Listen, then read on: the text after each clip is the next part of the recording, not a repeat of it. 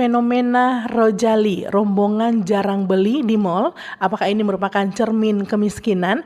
Kita melihat pendengar akhir-akhir ini sering terjadi fenomena yang viral dengan sebutan Rojali. Bahkan ada juga selain jarang beli, ada juga rohana katanya. Rombongan hanya bertanya begitu ya.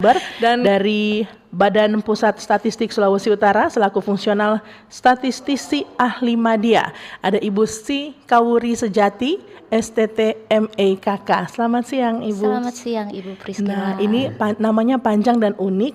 Ibu Si. Kalau saya melihatnya Ibu Si Kawuri Sejati. Nama panggilannya Bu boleh? Wuri. Ibu Wuri berarti ya. Terkait fenomena Rojali ini ya, istilah Rojali. Sebenarnya ini mungkin sudah lama ya, cuman lagi viral akhir-akhir ini. Nah, Rojali itu apa? Rombongan jarang beli itu adalah istilah yang disematkan untuk orang-orang yang jalan-jalan ke mall, tapi nggak beli gitu. Jadi cuma jalan-jalan. Ciri-cirinya mereka itu biasanya datang berkelompok. Kemudian minim pembelian. Jadi memang cuma muter-muter mall aja.